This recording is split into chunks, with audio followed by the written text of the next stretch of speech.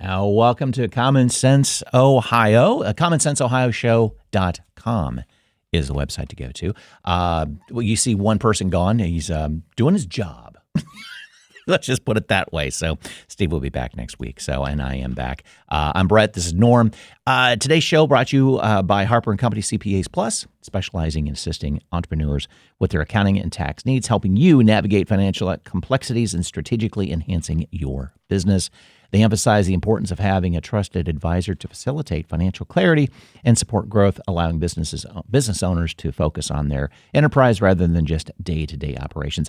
I was just there this past week working with my guy over there, and I walked out with some clarity in regards to what I'm doing. But I do every time.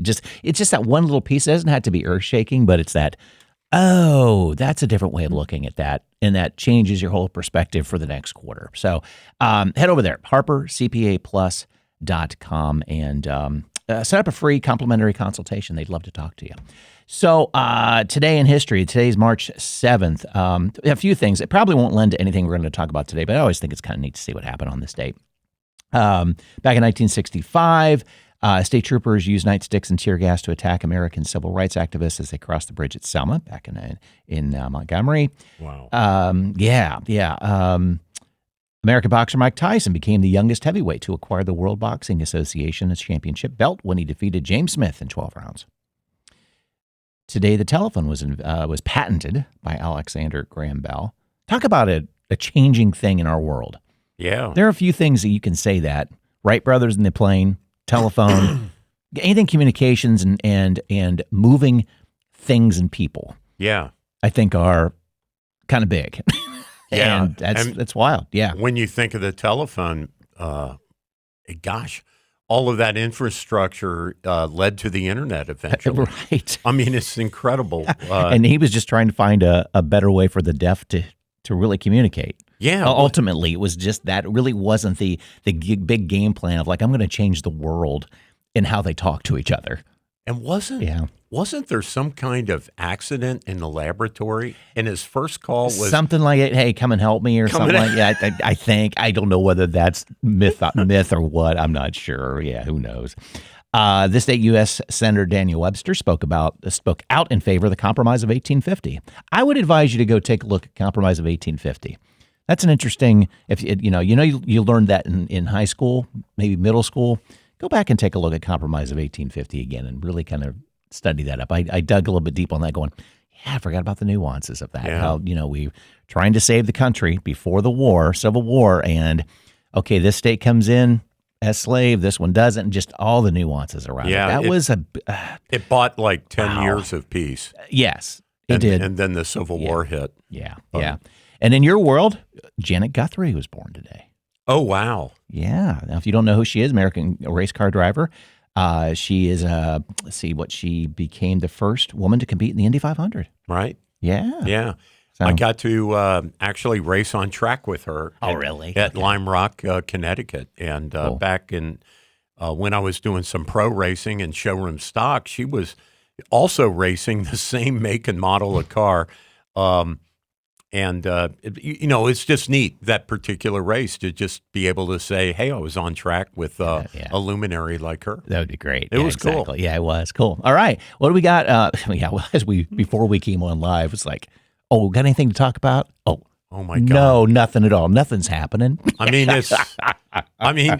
So Jeez. We could dive into a bunch of news, but I thought just to open up, since all three of us, Steve included, my co-panelists here on the show, all three of us believe in free speech. Mm-hmm. We're all real big on that, and we're kind of like, people will say horrible things when they do have free speech. In other countries, you get locked up. If you say something that upsets other people and they're in power, they get to, they don't have a First Amendment, but we do. And one of the things that's kind of bothering me, and it's an unfolding thing. It's like we went from one extreme to the other on college campuses. We went from these safe spaces and controversy-free zones, little bubbles where nobody can say anything that will upset other people. and the word snowflake arose in that context, and because people can't handle other people's opinions, and so because they're upset, we're supposed to lose our First Amendment rights, not be able to say things. So when I was a college student, we had both sides. I remember the people going to into the military.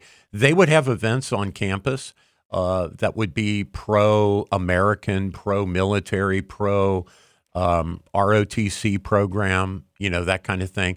And then on the other hand, there would be socialist, communist, Marxist rallies, and they would chant and sing and have their signs and have their meetings, and that was both of those are fine with me, right? Just deal with it. Just other people have other opinions, and some of it may really tick you off, and then you have the right to say what you want, right? So, at any rate, what happened on college campuses, if you guys remember, after the terrible slaughter of shame on me for not remembering the exact number of victims, but I think it was something like 1,500 or what number was it in Israel that were killed on October the 5th? Yeah, I can look at it. It was a ton. Yeah, it was way too many. Yeah, and what it was comparable to, I heard last night, would be if you took the same percentage of U.S. citizens, it was the equivalent of 40,000 Americans being slain that day. So it's for a small country like Israel, it was a huge number.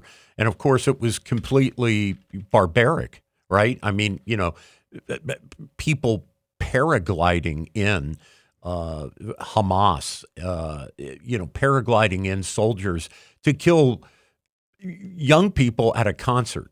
I mean, it's just unbelievable what happened that day. And so, what happened on American campuses is there arose, almost in consequence of that attack and the U.S. revulsion of it under President Biden, rightly so, is that there were pro-Hamas demonstrations on college campuses. And a lot of it was by non-students of those campuses, but a lot of it was by students and even by professors on those campuses.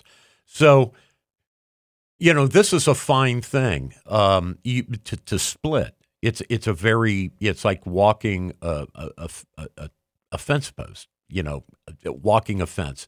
You've got people have the right to the First Amendment in this country, right? So, even though they say horrible things like, go back to the gas chambers, from the river to the sea, eliminate all the Jews, and just horrible stuff, right? That's all protected by the First Amendment. But what is not protected, are direct threats to people's safety, like I'm going to murder you, that kind of speech, or I'm going to burn down your dormitory, where several Jewish students may live. Those are direct threats. Those are illegal, no matter if it has to do with race or just, you got in a fight at a bar and you tell a guy you're going to kill him, right? You can't threaten people. That's not protected speech. But that's, there's a fine distinction there between one and the other. At any rate, we all condemned on this show, and I'm sure many others, we condemned the hate speech, but yet we're protecting the hate speech. So that's a difficult concept for people to understand. But, years and years ago, Jewish lawyers at the ACLU, for example, protected the right of skinheads and neo-Nazis to march through Jewish neighborhoods like Skokie in Illinois, right? So here they are. Condemning, they hate Jews, and yet Jewish lawyers are protecting the right to speech. So wrap that around your head and try to understand that the idea is when people can say things out loud, even disgusting things, horrible things, that when it's spoken out in the open, it's a disinfectant in a way, because we get to see who they are, what they think, what they say, and then we get to argue about it and put them down in terms of social media or in terms of our own speech. So long way around the barn. And sorry, Brett, but no, you're good. No, but it sets the table. Sets the no, thing. It makes. So what I'm upset about right now is, or I should say concerned, is that now with President Trump in power, I like all the verbiage that he and his administration are saying about protecting Jewish students on campus, which is absolutely, the case. But what they're also saying, in particular, an advisor whose other work I admire, Stephen Miller, who's one of the close advisors to the president, has been saying things like, we will not permit, speech condemning Israel or condemning Jewish people on college campuses. And what I would say is, so that's the complete swing. Now we're swinging the completely opposite way. So we went from saying we didn't want, anti-Israel stuff. We didn't want that, but we're going to protect it. And now with the new administration, I'm concerned that they're going to try to shut down free speech on college campuses. And I don't like these speech codes on college campuses anyway. I'm like, just let the First Amendment roll. If there's violence, the campus police arrest people and charge them. If there's direct threats to people's safety, I'm going to hit you, I'm going to murder you, I'm going to burn down your dorm, arrest them for that, for threatening. But if somebody wants to say horrible things about Jewish people, or Irish people, or white people, or black people. Listen, they have the right to hate. They have the right to say that stuff. And we want to protect their right to say that stuff, not because we agree with it. We vehemently disagree. But if they don't have the right to say that, then they're going to go underground. They're going to form, Ku Klux Klans, or they're going to form Hamas cells in the U.S. They're going to do it all underground. And we don't want that. Right. So I'm concerned about it. I am too. I think we need to take a look at the consequences. So let's play this out. I'm doing a Steve thing here. But so let's say you stop all of the rhetoric. You're not allowed to say it. You can't stop them from acting out, though. I think it turns into, okay, if we can't talk about it and we can't protest, we're going to make a big bang out of this. Yeah, I'm going to throw a Molotov cocktail, and that's going to be the way we speak about it. That's right. And to your point too, it's going to go underground, or they're going to find. You can't stop them from thinking it and wanting to say this stuff. It just isn't going to happen just because you say we're not allowed to do that here. Guess what? It turns into other action. That's right. Because they're frustrated as well too about who they're talking about. And they're going to lash out. Yeah. So why not just let them lash out with their tongues versus guns or bombs? Right. Yeah. Yes, things can get out of hand. Of course, the heat of the moment. That's why you have security there. That's why you have the university police or city police. Yeah. Probably state, I should say, really, when it comes to university. And they'll be protected, but it's like you don't stop the tongues because it's going to turn into something else. So even back in the dark ages when I was in college, right? In the previous century, I'm okay with the idea that you got to get a permit. So when the crazy Ku Klux Klan wants to do a demonstration on the State House grounds, they have to get a permit to do that. Right. Or if Black Lives Matter wants to, they have to get a permit if they're going to be on public property. Or right to life, or pro-choice. That's right. Or the NRA, or the anti-gun people. Yeah. Whatever, right? Yeah, so I'm in favor of, I think that's okay because you're not limiting their speech. Mm-hmm. You're just saying, basically we need to have security there. So we need to know what day you're planning your event. And then we will try to protect you and try to keep the opposing sides from hurting each other. And, so that's legit to have a permit system. But to squelch free speech, Mr. Miller, I love your policies for the Trump administration in general, but you're wrong on this. If it's going to lead to some kind of speech code on college campuses that goes the completely opposite direction of we can't do that. Yeah. This is America. They have the right to say their filthy stuff, and we have the right to respond to it in kind. Yeah. And if nothing else, you maybe think you're doing the right thing, but if you think you're playing to your base, stop doing that too. Yeah, because you're not. You're not. You're not. I mean, I think the base is more intelligent than that. And once they kind of play this out and hear people like us talking about, it's like, whoa, wait a minute. Well, after all, the base, Mr. Miller, Stephen, who I would love to talk to you. I wish you were on our show, but.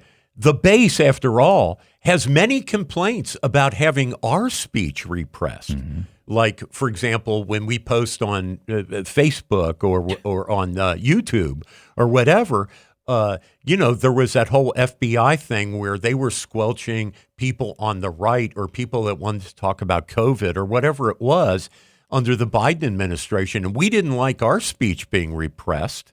So, yeah, like Brett says, I don't think you're reading the room. I don't think the base is in favor of restricting speech. In fact, in President Trump's State of the Union, he had rhetoric in there about we are the free speech providers and protectors. So live those words. That's what I would say. Yeah. Like, don't forget what your president just said in the State of the Union speech or the joint session speech, Anyway, enough about that. Yeah. But it's concerning, and we don't want that to happen in America. Yeah. What else you got? Well, I think the State of the Union, or it wasn't a formal State of the Union, but they called it a speech, a joint session of Congress where the Senate and the House are together in the same room, and representatives from the Supreme Court and the military were there as well. To me, I thought it was an excellent speech. I would have, if I was advising him, I would have taken some of the small ad hoc thing, like saying Pocahontas, right, from the bully pulpit. I wouldn't have done that. Yeah, there were some excesses like that frankly I don't think make President Trump look great when he does those things. No. But it was the longest speech of its kind, is what they're saying. He blew Bill Clinton away in time wise, and I remember that speech by President Clinton. He went on a long time, but Trump's speech was. I have to say, parts of it were very entertaining. I heard it compared to a comedy stand-up where people are being thrown out of the room, like you're at a comedy club. Half the people are clapping and the other half are seriously pissed off, kind of like a comedy club. And so the serious parts of the thing, though, the thing that I don't get, and David Axelrod, who's a Democrat advisor, even he agrees with me on this, that when it came to those tender moments, like when the two sisters and the mother of the girl that was raped and killed, and the police officer's widow is there, and the little 13-year-old cancer survivor kid who got a Secret Service badge, and the guy who's going to go to West Point, and all of these, all of these tender moments that are just. These are just human beings, and I don't put a Republican or Democrat badge on them. They're fellow citizens. They've either had wonderful things happen or horrible things happen. And President Obama kind of started this. He would pick people out of the gallery and point out their stories. And why wouldn't you? What I don't get, and what Axelrod is, what he doesn't get is why wouldn't the Democrats, who otherwise are not going to clap on policy, which I get, you don't have to clap for Trump's he's shutting the border and you think the border ought to be open. Okay, that's a policy disagreement. You don't have to clap for that. But when children are standing up, or cancer survivors, or a little boy wants to be a policeman or whatever, and why would you not stand up and respectfully clap for the survivors of a family that's gone through a murder or a rape? You're not clapping for the immigration policy. What you're clapping for is the human being that's up in that gallery. Exactly. The guts it took to be in front of international TV coverage. Right. I mean, that's like basically singing in the choir at church. Exactly. It takes guts. And they're nervous, and it's clap for the human versus the policy, because if nothing else, to give them support that hey, thanks for showing up. We know this is a huge leap for you to be here in this situation that's been described. Right. Thanks for showing up. Thank you, appreciate and what it. That's what's a once in a lifetime opportunity. And what that does, right, is even though that room, you've got half the people sitting on their hands or holding up their, ping pong paddles with statements on it. Right. And you've got the other half clapping.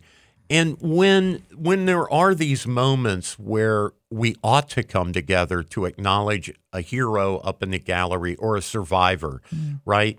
That kind of brings the country together on a human level. And that's what Axelrod and I are talking. I think Brett just said what he thought. Yeah. And, what it shows is that at the end of the day, we're fellow citizens, and we love our brother man and brother woman. And what we're saying is, yeah, I respect you. I hope all the best for you going forward in your life. And, I guess I don't see that as partisan. And by sitting on their hands, they don't rise to the moment on those kinds of things. They went in with a strategy that they were going to show absolutely no emotion. They weren't going to do anything except, if Trump's for it, I'm against it. Yeah. And because Trump is trying to showcase, if you will, tender moments with fellow citizens, that's not a Trump thing. Even though he's the guy that introduced those people, some of those people are probably Democrats. But that's not the point of the story. Sure. The point of the story is, we want to support our law enforcement. Here's a 13-year-old little kid that wants to be a police officer. He happens to be African American, and he's a cancer survivor. And can't you stand up and say, what a wonderful story, and applaud him? So that bothered me at the State of the Union. It's like, why does there have to be this almost, shrill kind of attitude by half of the people there? And you heard me earlier also say that there are things that Trump said that I disagree with. He should not have done these baiting things that he did with the other side, where he points his finger and all that. He should be a bigger guy than that. I want him to do better than that. I wanted Obama to do better than that. But both of those, Obama kind of did the same thing. He would single out the Supreme Court. I remember when he pointed to the Supreme Court, and Alito shook his head and said, "No, you're wrong about that." And those kind of interactions on a personal level have no business at a State of the Union speech, in my opinion. Yeah, I agree. It's interesting, the hot mic takes that you heard coming from that, at the very beginning when Johnson and Vance are up top, and you probably caught the hot mic too about, Vance kind of going, how do you do this sort of thing? And then and he asked Johnson, how did you do this through a Biden era? He goes, yeah, it was kind of tough, because all it was just him standing there with another just postulate. I mean, it's like, well, that's exactly what Trump's doing. Exactly. I mean, this is what this is. Personally, I didn't even watch it because I don't want to sit through an hour and a half of BS. You had other things to do. Other things to do, knowing that I can get analysis the next day. Yeah. And I know, and I would just love, R or D or I don't care. Would you go up there and quit exaggerating the numbers? Have your facts correct. I would love to be a home run that, the stuff you're talking about is good, bad, yes. But why do you have to exaggerate the numbers? Just be factual and know that, yeah, what you're talking about is a problem, but just have your facts straight. I would love that. Just the honesty of it would blow me away, because the factual numbers are still important. I think we're talking billions to millions. Just because you're going to, I don't. That's just me. I mean, I think that just have it correct or near correct. You could be off a few $100s. Well, he had numbers. He had an enormously long list of Doge discoveries. Well, and that's the thing. That's why it was probably long too, because he has done a lot in his time in. So I was not surprised it was a long speech, of course. And he gave examples of just absurd spending that, frankly, I'm sure there's got to be a lot of middle of the road, moderate Democrats that are like, they're not in favor of wasteful spending. No. But they're being handcuffed in a way that, like one of the other things, Brett, that happened this past week was the Senate vote on the Riley Gaines bill. And so all it was, the House had passed this bill that basically said it would have made a law out of Trump's, executive order that you can't have men playing against women in violent sports. Now, Janet Guthrie, I just said Janet Guthrie and I raced in a race together, right? So there's men and women operating cars. Now, she can operate a car as well as any man, right? That's a different thing. That levels the playing field, right? That levels the playing field. It does, yeah. Just like female astronauts, just like females operating helicopters or flying jets or doing whatever, right? Yeah. Those are machines, and right? They're not using their muscles in general. There's some endurance piece to it. There's been talked about, but I don't know. I think a lot of women have a lot more endurance than I do. They give birth.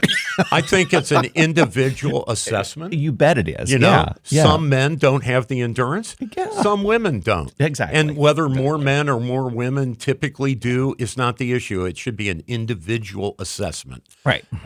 So at any rate, in the Senate, and this is what I don't get. And again, Carville and Axelrod agree with me on this. The two big Democrat consultants is why would to a person, even Fetterman, who's gotten very common sense lately, John Fetterman, a senator from Pennsylvania, why would every single Democrat U.S. senator vote against a bill that would restrict men from competing in volleyball or track or swimming or whatever in high school or in college, right? It's one thing, if it's like grade school, like fifth grade maybe is the cutoff before the girls start really developing more so than the boys, and they get bigger and stronger for a few years there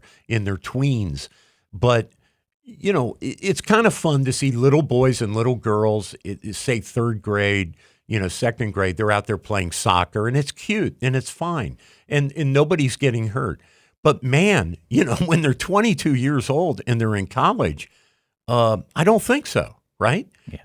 And we one of the people in the gallery at the State of the Union was a young lady who has permanent brain injury from getting spiked by a volleyball by a trans man, a man that's claiming he's a woman and he's playing college, and he spiked the ball, hit her in the head at some, speed of sound or something, right? Yeah, knocked her out. Well, those hits can go close to 100 miles an hour. Wow. They can, even though you say, well, the volleyball is kind of soft. It's like, yeah, but not on the brain. Yeah. When you get that brain, the brain hit, and the brain starts absorbing shock and moving around in there, that's where you have problems. Right. Yeah. And, Title IX was passed, 50 years ago, to make sports equitable for female athletes. So there's a famous story about Yale University where the men's rowing team, right, had its own building, heated, all that. They'd go out on the river, they'd row, and all. The female rowing team at Yale, before Title IX, right, had no building. Their boats were stored outside, right? They got to strip down to a swimsuit just like the boys. They got no heated area to do that, okay? And so there was a complete discrepancy between what was being provided to the men versus the boys. And Title IX, the women. Excuse me. That's okay. No, Thank you. yeah, Thank you. The women at Yale. And so Title IX was passed in order to correct the inequities, right? And so this week we have every Democrat senator voting against a bill that would have kept men out of women's locker rooms and off the teams. And so it was a pro-Title IX bill, and they voted against it. And I think the only reason they voted against it is because it was introduced on behalf of President Trump. And this is where the Trump derangement syndrome, as they call it, it blows my mind, right? So I am not for everything Trump is for. He's not my leader. I don't walk in lockstep with him.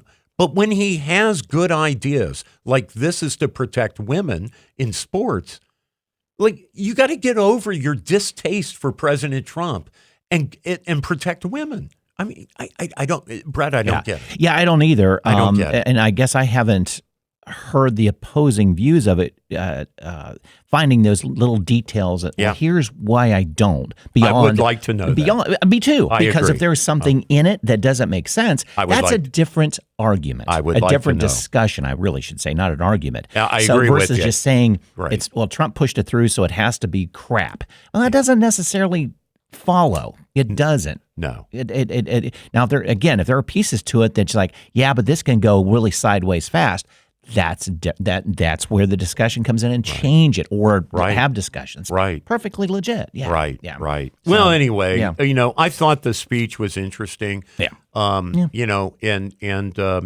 it got a 76 approval rating, even in New York Times, CNN, MSNBC, when their polls showed that between 69% and 76% of their viewers and readers approved of the speech.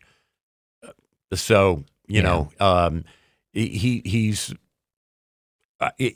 into some kind of vein that's very popular right now with the American people. And I just hope good things come out of that.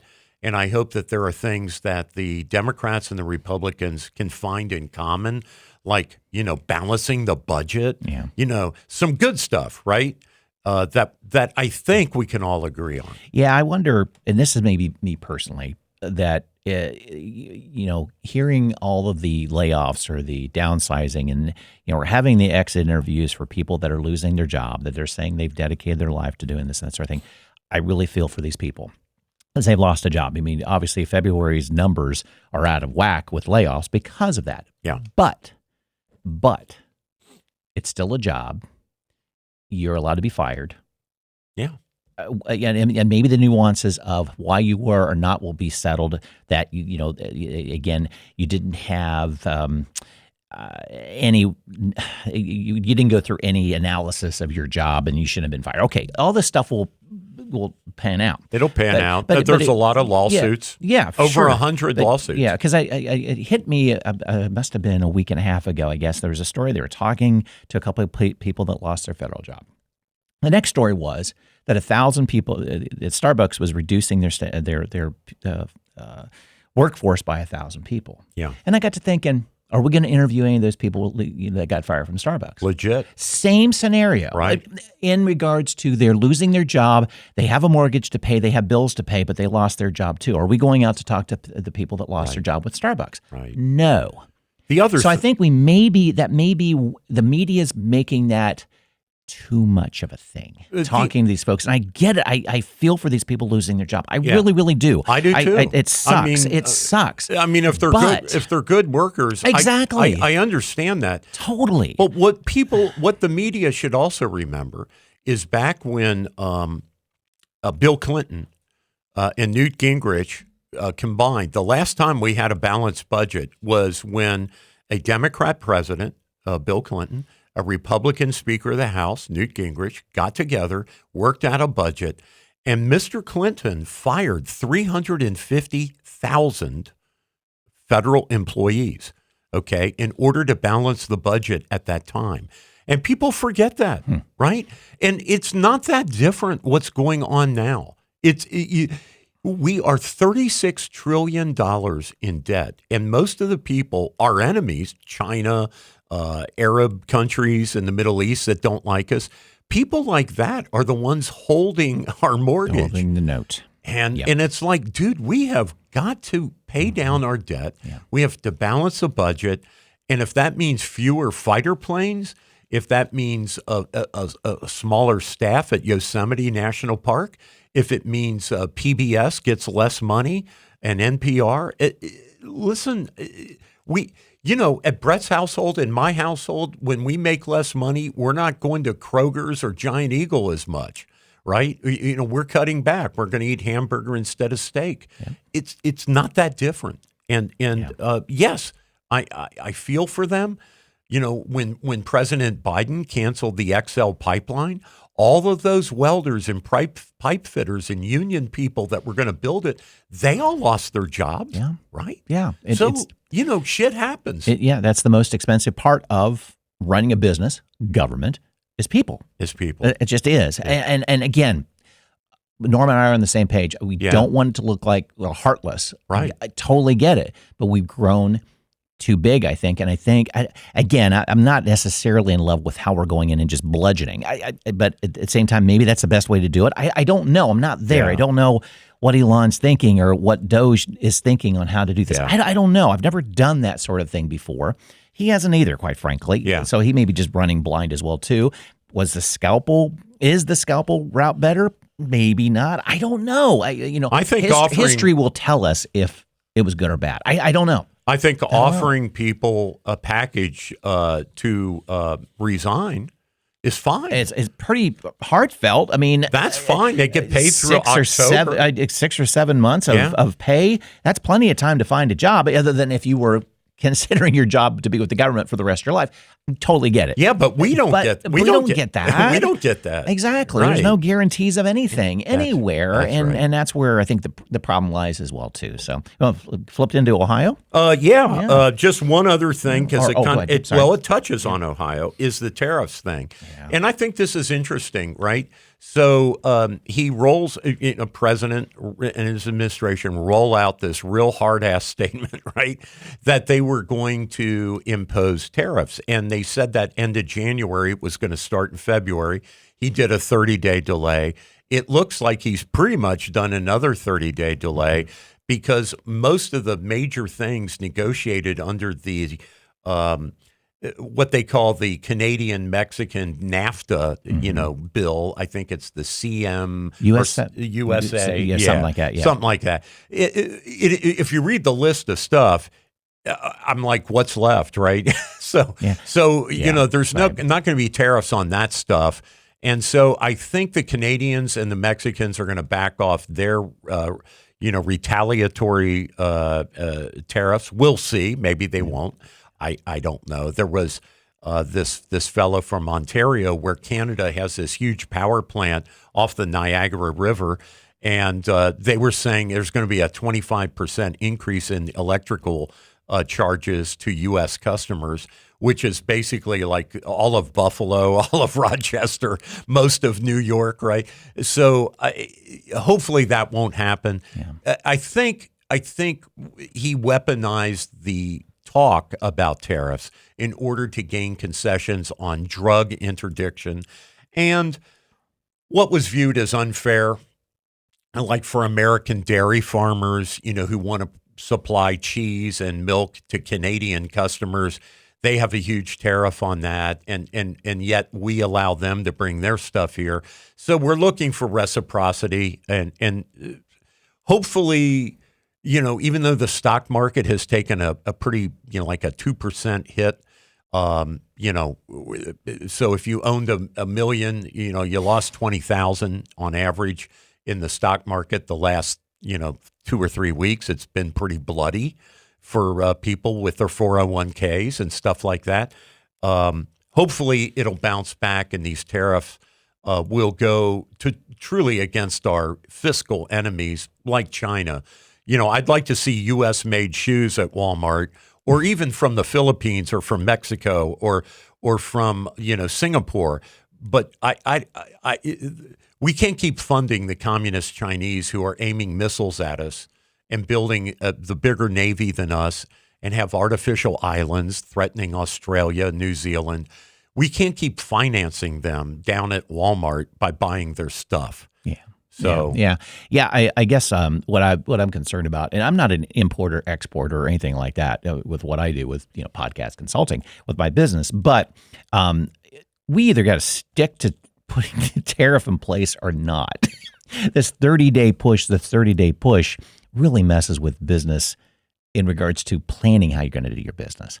I'm hearing that rumblings going, okay, I was making plans. Okay, now 30 days. Right. Or as we talked about before. Bad. It's hard to do business. It is bad. And Trump should know that, and I get it. And I am an import. Right. You know what's going on. I import from Europe and some of the countries that are targeted.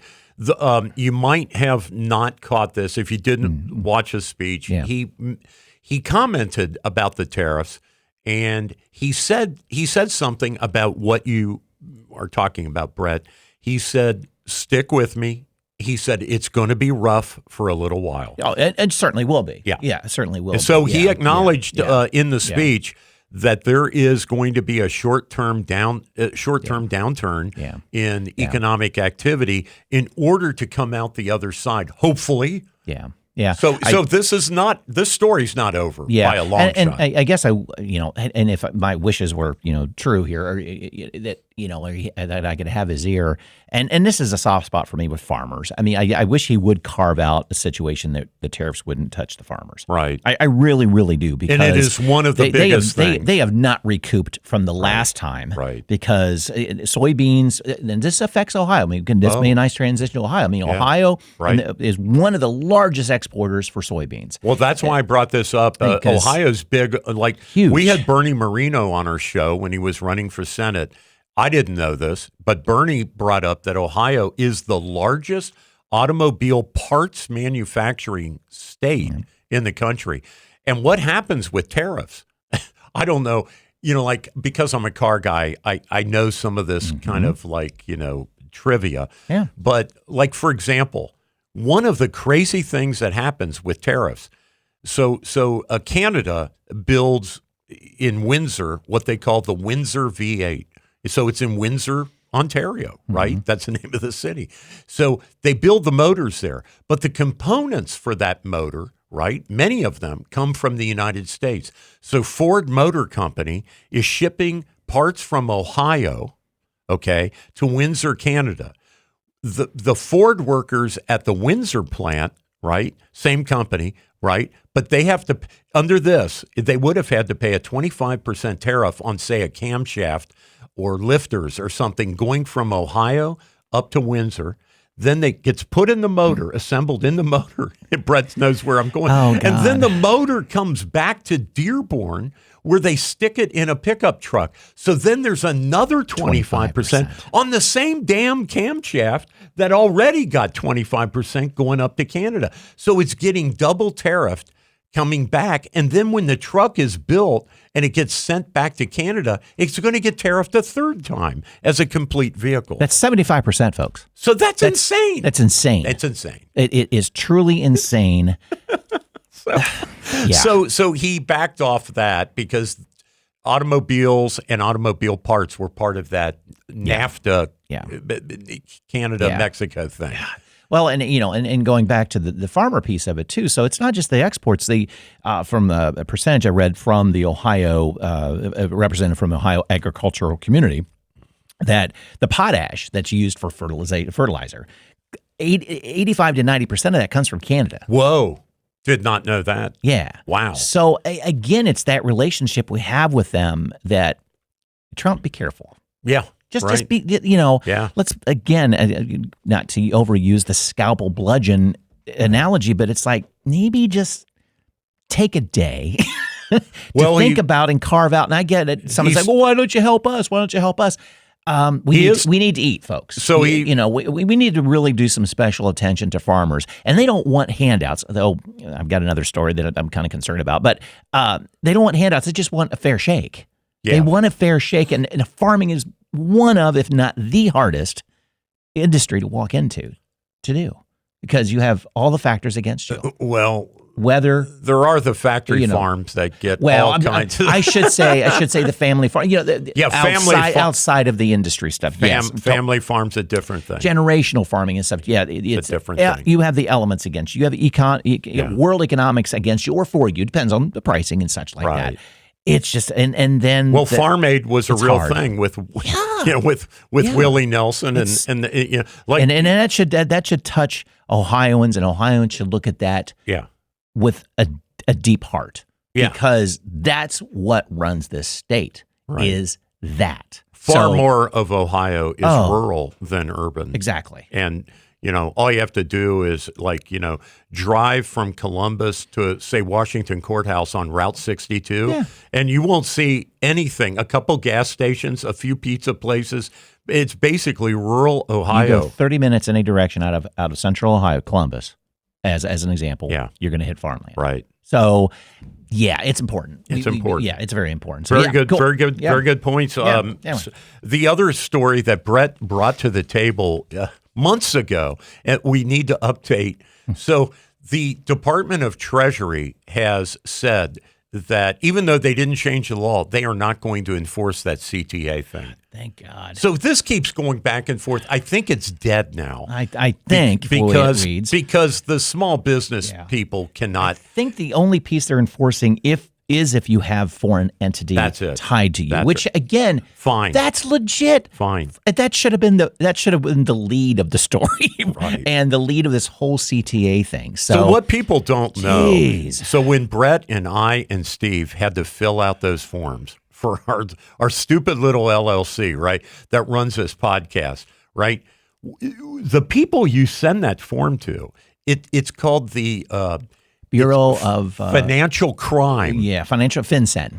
And so you're sending a form to a police agency that's looking for criminals that already has that information anyway. Well, they could just talk to different agencies, they would have it. Bottom line, Well, for criminal information, right? They can go get a warrant. Yeah. And find out, like where I was born, how old I am. There was no information there that in regards to blood type or, It's unbelievable. All the information that you put in, if you've gone through it, which apparently it's like 50% of LLCs haven't done this, whether they're, living They under don't a even rock know about it. They don't even know it. But none of the information, granted, we went through it, none of the information is not available anywhere on in certain agencies, your LLC, your driver's license. The IRS gets your tax return. It's got your Social Security number on it. It's got your address on it. For God's sakes, But the foreign entity piece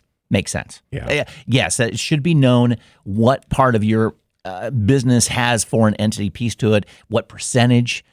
Totally understand that for the money laundering piece. I get it. Get it. Because that information's not hard to get, not that easy to get. And the national security piece. Like if there is a foreign bad actor that owns part of the business, I think the FBI would like to know that. Yes. So that's good. And if you lie on the form, that you create a crime by lying, and the FBI can get you on that. Right. I get all that. Yep.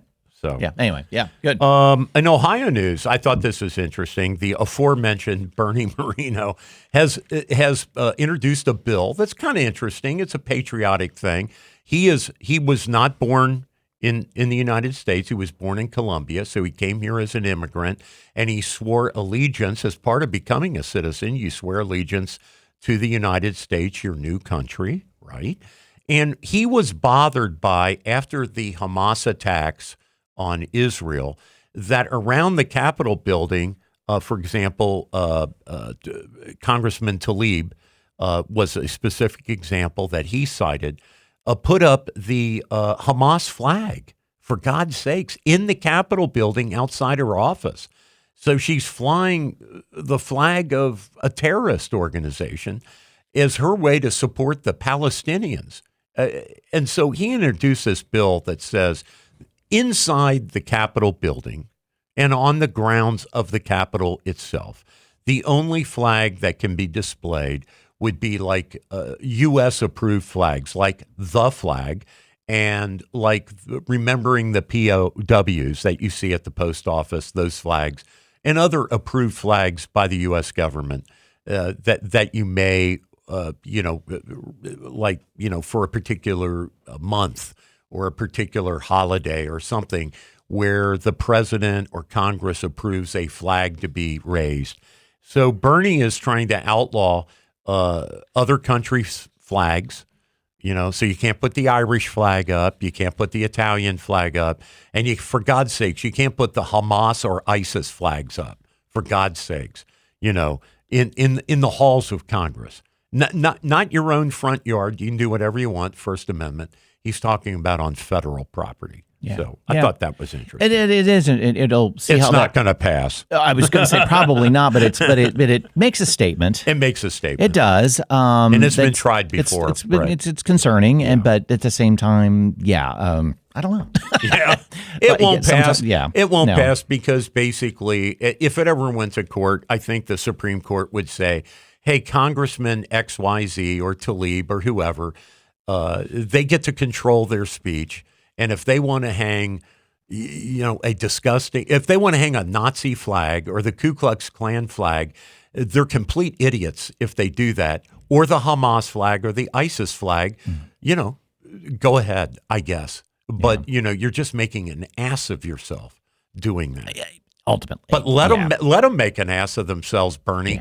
Yeah. I'm for your bill.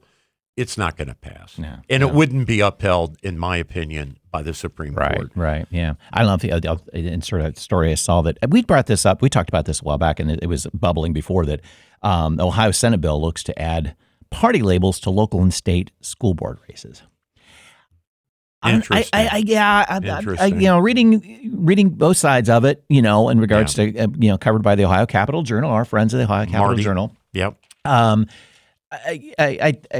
I think it has some merits. The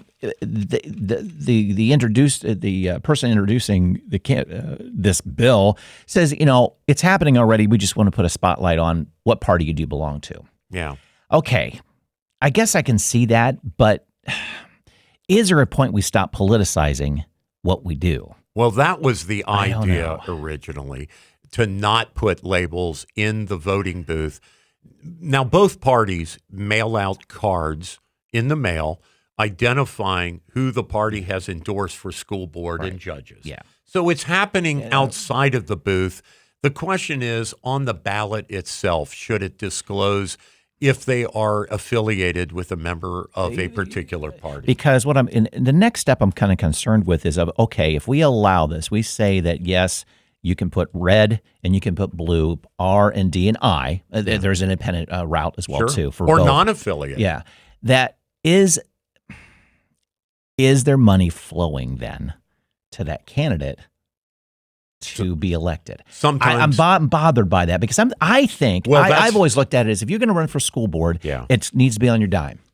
Yeah. See, because to me. So, Brett, I can answer that. I don't know. So the Ohio Ethics Commission tracks political donations, and yes, there have been enormous amounts of money given to the campaigns of certain judges and certain races for school board where it has become politicized. So think of like a big school board. They have big contracts with like food service maybe or with little stuff like who plows even contracts with busing. Busing it is outsourced now. Exactly. But most things are with some school districts. Yeah, right. But you're talking big school. There are contracts that are out there. So just you could see a company, XYZ school bus company, or XYZ food service company, or security company, or who's plowing the snow in the driveway, or who's paving the lot. You could see some people backing certain candidates so that when their contracts come up, they have a friend on the school board. You could see that happening, and it does happen, and it is real on both sides. Yeah. You know, what I have found personally in my dealings going down to court, you know, whether I'm going down to observe, going down to testify, or going down as a party to a judicial proceeding, I have not found that the partisanship of a judge, to say whether they're Republican or Democrat in general, has not seemed to color the outcome of the case. Now, Steve, who's not here, would have a much better handle on this because he goes to court every day, right? And he's a professional practitioner. I will say that there are some judges who definitely have an agenda. I've heard about those judges, and I've just, in my own personal life, been lucky enough when my case gets assigned not to get one of these judges that has an axe to grind. Yeah. But they do exist. And to say that they don't, that's not true. Oh, for sure. Yeah. Oh, and that's more of a personal thing than it is a. But it's something the voters need to know. You know, an axe to grind for a judge, or they want to have the right track record to get reelected because that's what they stood on outside of blue and red. Yes. And the thing that doesn't call out who the axe grinders are is whether they're a Republican or Democrat. Right. Yeah. Because there are incredibly fair, very strict, very by the book judges who are Democrats, who are excellent judges. And to think that you just decide not to vote for that person or to vote for that person because there's a D or an R after their name, you have not done enough research. Well, and you know, that's a really good point. So when you start to see the before an election, the media tries to do interviews, you know, ask a few questions. League of Women Voters. Thank you. Does these polls. Yes. And it makes you wonder, those that don't respond. Questionnaires. Oh, questionnaires. Thank you. Yeah. It makes you wonder, those that don't answer the questions, number one, they're lazy. Yeah. Or don't take the opportunity to actually. Or they're hiding. Or they're hiding. Or are they just saying, I got blue money, I got red money. I don't have to answer these damn questions. F you. Exactly. Right.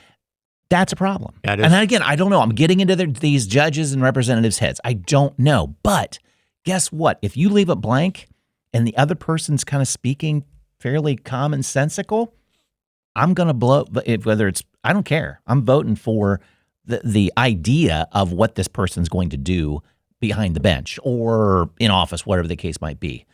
A little story about how the sausage gets made in some counties. So I used to live in Hamilton County, and the Democrats and the Republicans would get together and have, you know, a couple of liquid lunches, I think, as party leaders, and they would decide which judges are going to run unopposed.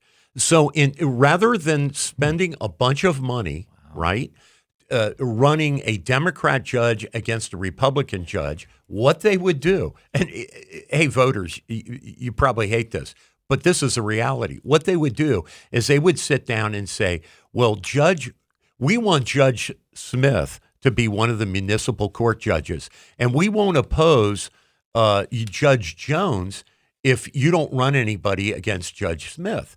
So you give us Judge Smith, we'll give you Judge Jones, and they won't run against each other, or there will be no candidate against, you know, from our party against your party's candidate for judge.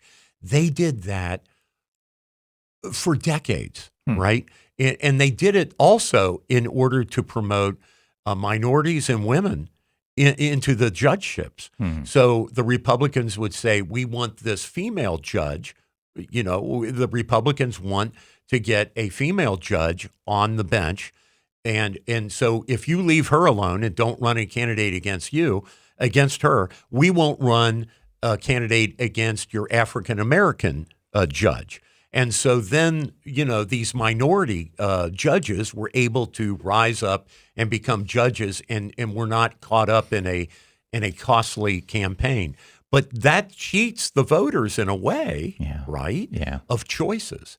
But this is how the sausage used to be made. They're tending not to do this anymore. And so I think what's going on, Brett, is because the two parties are at such loggerheads where they don't resolve this ahead of time behind the backs of the voters. Now it's an all-out war, and they want to have D and R. They want those labels on the ballot because now everything's partisan. Yeah. We can't agree on jack shit. Exactly, and that's what concerns me. Is like we did. It's a great story that you brought up. I just don't. Yeah, it's that. How far down does the dog catcher now have to be an R&D? Honestly, I mean, where does this crap stop? I get it. Honestly, and it's can we just allow it to stop and say you don't have to? I don't know. It's got some nuances that bother me, and again, it's I feel when I talk about these things, am I old school? You're an old. You're so old. You're just living your 50 years ahead of time. This is the way it's always been for you. You gotta go with the new wave. It's like that new. You want to see? You're like you and I have that same impulse where we want to believe in our hearts that people coming to the fore to run for judge or school board, that they're going to be reasonable, rational people, and you think those are somewhat tough jobs in a way. Oh my God! Because people are whining and submitting, legislation. They're on their bended knee, begging you to judge this or judge that or pass this program or get rid of this school, curriculum or whatever. Yeah. And so those kinds of offices, you're hoping that the people come with clean hands and open minds. And unfortunately, our society now. And maybe it's social media. We're such in the business of attacking people at a personal level and destroying them at a personal level that everything's partisan. Yeah. And in the good old smoke-filled rooms when the Democrats and the Republicans would kind of figure this all out, and then the voters basically had a choice of one person. Well, maybe that wasn't right, okay? But at least the two parties were talking and trying to resolve something, right? They took the decision away from the voters. Well, now the voters have a decision, but now it's highly partisan. Right. And I don't think either one is really, like they both systems are kind of crummy. Yeah, they are. They're right. Because every system is wrought with potential rottenness. Exactly. It can happen. Exactly. I don't know. Yeah, it's regrettable that it's come to this. I know. Exactly. Hey, we're coming up on an hour. We probably better hit our what? Unless you got one. I just have one justice thing. Yeah. An amazing case. So when I first moved to Columbus, I lived in the Sunset View apartment buildings out on the west side, okay, near what was an old GM plant. Now it's a casino. And there was a murder out there. I'm not sure it was in the same apartments that I lived in, but it was 32 years ago that this guy, Bruce Daniels, is charged with killing I think she was 20 years old, a young lady named Amy Hooper, on March the 9th, 1992. So we're coming up on the 32nd or 33rd anniversary of that murder. And it was in Lincoln Village in Franklin County. They found a connection to this guy, Bruce Daniels, through DNA. And I don't know if it was, 32andMe or whatever they call that thing. Or, I don't know how, but somehow the Franklin County detectives connected his DNA to DNA. In 1992, we didn't have DNA testing. Yeah. So they still had in the cold case files the samples of his DNA, the murderer's DNA, or the suspected murderer. He's not convicted yet, but they had the samples. They ran the samples. They matched up to this guy living in Washington State. So they extradited him to Franklin County. We got him on Wednesday. When I say we, the police charged him. And it's an amazing story. Wow. So how old is this guy now? Probably in his 70s? 60s? Well, 32 years ago, I think he's in his 50s. 50s, okay. I mean, depending on when he allegedly committed the crime. But it's like, wow. Yeah. Wow. So anyway. You get to that point, you probably... I saw a picture of him. He looks like the Unabomber. Oh, God. So, okay. Jeez. Yeah. Great to have him back. But anyway, but no, that's just amazing at these 30, 40-year-old cases. Yeah. Just, is somebody working them? all the time. You know what I mean? I think maybe the police are using AI and stuff. Maybe. Like they've got these DNA samples, and I think AI is going out there and trying to find, because they have enough on their plate right now for current. Of course. It's just interesting. It is how I have to talk to Steve. We'll have to talk to Steve about how they handle these. I don't want to call them cold cases, but maybe it is a cold case. That just how does it pop up? All of a sudden? I have the same question, Brett, and I think when they, unless this guy pleads guilty, right? If they try this guy, how that DNA got connected to him, we're going to find out. Yeah, I'd love to, just for the sake of knowing. I would like to know myself. Exactly. I'm sure it's going to turn into a true crime podcast somewhere along the line. So you want to wrap it up? Yeah, let's do Wonderfully Outrageous and the Outrageously Wonderful. Well, I'll start out with the worst thing that I think happened this past week, and that was two people on, I don't know what channel they're on, but I saw their comments. I saw it on TV, and I think Rachel Maddow is on CNN, I think, and Nicole Wallace, I think, is as well, maybe MSNBC. But these two people said they just went over the top. I mean, they hate Trump so much, and they're allowed to hate Trump. I don't care. They can hate Trump all they want. But what they said about that 13-year-old boy that wants to be a police officer, right, is they had to do a January 6th tie-in for some crazy reason. They said, we hope he doesn't die of committing suicide. Like some of the police who committed suicide following January 6th. And I just this is a 13-year-old little boy you're talking. What the hell are you doing that for? Yeah. So I thought that was over the top. That's my bad thing. Yeah. My wonderful thing is this morning, I did not have to pay my bill at First Watch for breakfast. I got this thing called the golden knife. And when you get the golden knife, you get to keep the knife. It's a butter knife or whatever, just a regular knife. You get to keep the golden knife and you don't have to pay your tab. How about that? I did not know they did that. That's very cool, though. That's cool. That really is. That they're tracking how often you've been there and how much you spent, basically. Been going there for 2 years. Oh, my gosh. But I did tip anyway. Good. Absolutely. Yeah. The outrageous, sometimes I probably need to rename my mind. Just it's not outrageous, but just this is just nuts. So an Ohio senator I forget the guy's name, I didn't write it down, has introduced a bill that would deduct gym membership and personal training fees from taxes as an encouragement because it's such an onerous piece that stops us from going to the gym. Right. $10 to work out at. What's that one place? God. I don't know, whatever. It's $10. There's a monkey and there's right.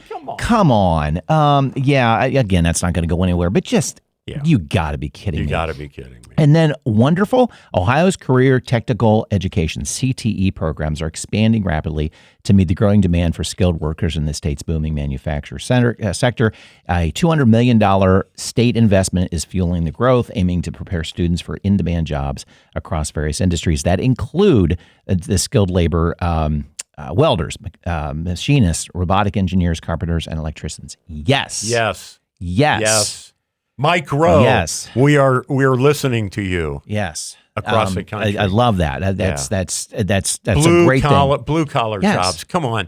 Yes. We can't keep subsidizing everybody to go get a 4-year degree because it doesn't fit everybody. Well, and let's stop stigmatizing those that are going into it, folks. We've talked about this ad infinitum. Absolutely, you can make a boatload of money, right? Being skilled. Again, not forcing it. You don't have the skill, don't do it.